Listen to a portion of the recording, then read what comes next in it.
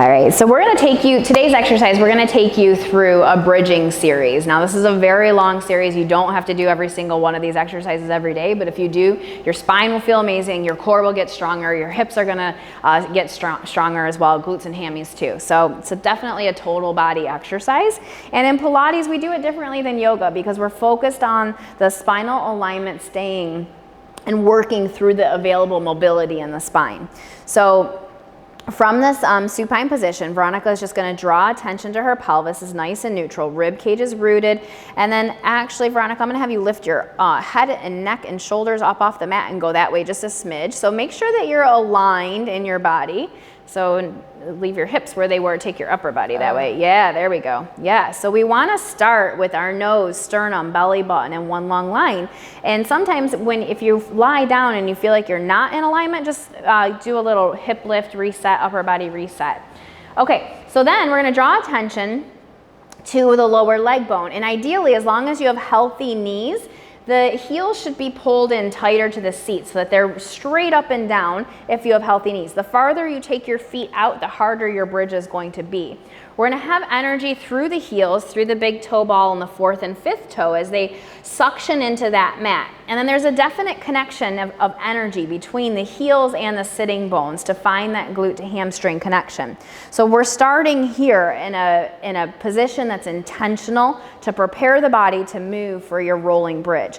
So take a breath in, deepen that co-contraction, and then roll the pubic bone toward the nose, suction the heels to the hamstrings, keep the rib cage down as you peel the pelvis up, and then now, so now the rib cage is going to lift, but can you stay rooted through your scapula and lower one rib at a time? Keep the pelvis lifted, lower the next rib, keep the pelvis lifted, lower, and then I'm going to let you continue to round and roll through the whole spine, releasing the femurs rolling off away, and good, beautiful job. Breath in, deepen that co-contraction, roll the pubic bone toward your nose, and then find all of that available mobility through the spine. Suction those heels to the hamstrings, and then breathe out. Soften the sternum to melt through the spine, to breathe out and round and roll, bone by bone, one vertebrae at a time, feeling length through your spine, releasing that sacrum at the end. That was beautiful. So there's your rolling bridge.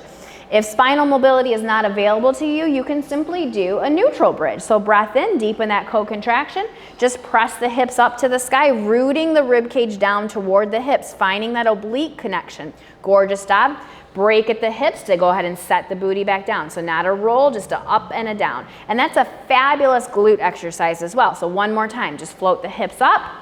Press and reach up, knees reach out and away, heels suction to the sitting bones, sternum stays soft, energy out the crown of the head, break at the hips to go ahead and fold and release back down.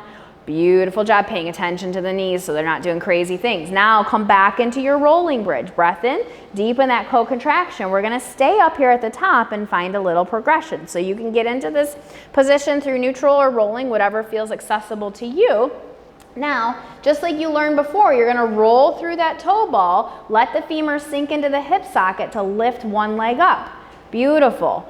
And then keep the length through the spine, keep this angle the same as the foot, and reach and lengthen it all the way up. Now reach the leg down, feel the front of the hip open, and then lift the leg back up again. Beautiful. Lengthen, reach out and away. Feel the energy through the side body. The leg can lower to get a release on that hip. Lift it back up. Keep that foot lifted right there. Fold at your hip crease. Keep the leg lifted. Just drop your booty down. Press it back up again, keeping the ankle pointed. Drop the booty down and then lengthen to lift it back up again. And then bend the knee. Good. Roll through your foot. Good. Now roll through your pelvis to lengthen everything back down again. Now, if you want to take that even harder, you can do this into a single leg bridge. So go ahead and keep your pelvis down, slip one foot up off of your mat, finding that nice connection of that femur in the hip socket, and then lift the leg up to your tabletop, push through the heel to float the hips up. Yes, find your single leg bridge. Gorgeous. Break at the hips to go ahead and set it back down.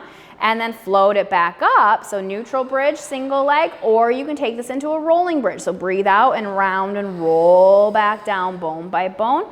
We showed this with a bent knee variation. You can also progress it to a straight leg variation as well. Go ahead and release the foot back down to the mat. Beautiful job, Veronica. Thank you so much. Good job.